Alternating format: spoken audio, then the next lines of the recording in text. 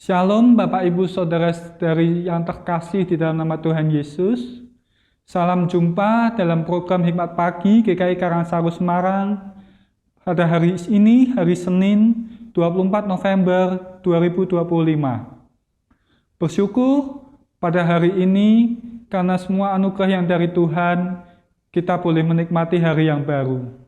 Sebelum kita membaca, mendengar, dan merenungkan firman Tuhan, mari kita berdoa. Bapa yang baik, Bapa yang kami kenal dalam nama Tuhan Yesus, terima kasih kami boleh ada pada pagi ini setelah kami menikmati istirahat kami sepanjang malam. Bapa, terima kasih ketika kami boleh kembali di dalam program Hikmat Pagi pada pagi ini. Sertai Tuhan, Saudara Eva yang akan menyampaikan firman, biarlah firman boleh menjadi pelita di dalam kehidupan kami. Terima kasih, di dalam nama Tuhan Yesus kami sudah berdoa dan mengucap syukur. Amin. Renungan pada pagi ini disampaikan oleh Saudari Eva dengan tema Roh Kudus menghidupkan dan melahirkan kembali. Firman Tuhan diambil dari Roma 8 ayat 11 yang berbunyi demikian. Jika roh Dia yang membangkitkan Yesus dari antara orang mati tinggal di dalam kamu, maka Ia yang telah membangkitkan Kristus dari antara orang mati akan menghidupkan juga tubuhmu yang fana itu. Oleh rohnya tinggal di dalam kamu. Demikian firman Tuhan, syukur kepada Allah. Selamat pagi Bapak Ibu Saudara yang terkasih di dalam Tuhan Yesus Kristus. Mari saat ini kita sama-sama merenungkan akan kebenaran firman Tuhan. Bapak Ibu Saudara, kita mungkin pernah atau sering mendengar istilah lahir baru. Apa itu lahir baru? Mengapa kita perlu lahir baru?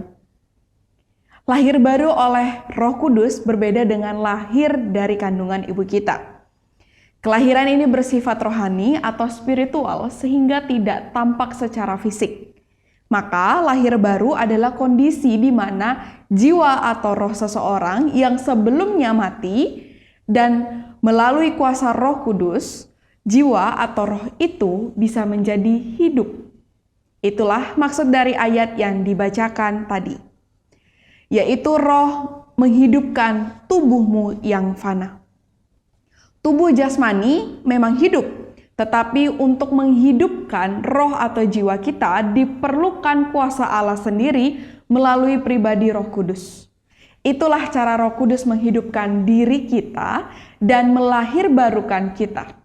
Atau bisa disebut lahir untuk kedua kalinya, setelah lahir pertama secara fisik dari kandungan ibu. Bapak Saudara, mengapa lahir baru itu penting untuk kita? Karena meskipun secara tampak luar, semua manusia yang belum lahir baru masih hidup dan beraktivitas seperti manusia biasa. Tetapi kondisi roh yang mati menjadikannya seperti mayat hidup. Ada tubuh tapi dalamnya mati. Maka manusia yang belum lahir baru akan selalu menyukai dosa, kepentingan diri, dan tidak ada kesadaran sama sekali tentang apa yang suci dan kudus, sebab itu buta terhadap semua itu. Ujung-ujungnya adalah hukuman kekal karena dosanya.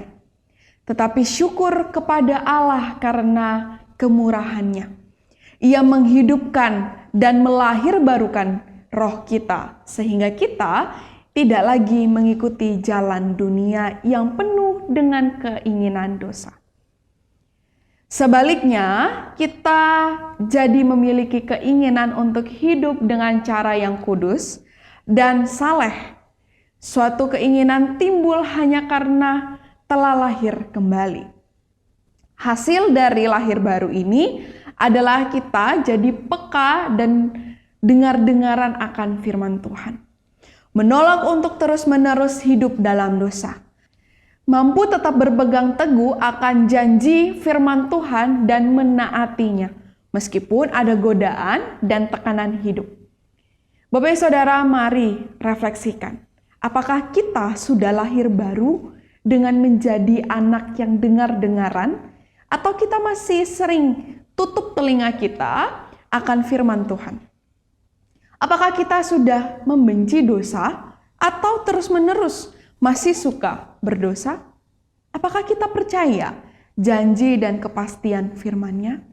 Atau menganggap firman Tuhan ini remeh sehingga masih sering jatuh dalam godaan dan tekanan hidup? Bapak Ibu Saudara, Roh menghidupkan dan melahirbarukan kita sehingga mampu membenci dosa dan mencintai firman Tuhan. Mari kita bersatu hati di dalam doa. Terima kasih untuk kebenaran firman Tuhan pada hari ini yang kembali mengingatkan bagi setiap kami. Tuhan, kiranya firman Tuhan ini bisa kami ingat, bisa kami dengarkan juga dengan baik. Dan kami meminta pertolongan daripada Roh Kudus agar memampukan setiap kami memahami akan kebenaran firman Tuhan pagi hari ini. Dan saat ini Tuhan, kami akan melanjutkan setiap kegiatan aktivitas kami. Kiranya Tuhan yang menyertai kami, menuntun setiap langkah-langkah kehidupan kami. Baik kami yang bekerja, baik kami yang akan melanjutkan studi kami, kiranya Engkau Allah yang menyertai kami. Terima kasih Tuhan, hanya di dalam nama Tuhan Yesus Kristus kami berdoa dan mengucap syukur. Amin. Bapak Ibu Saudara, selamat melanjutkan aktivitas dalam satu hari ini. Tuhan Yesus memberkati kita semua.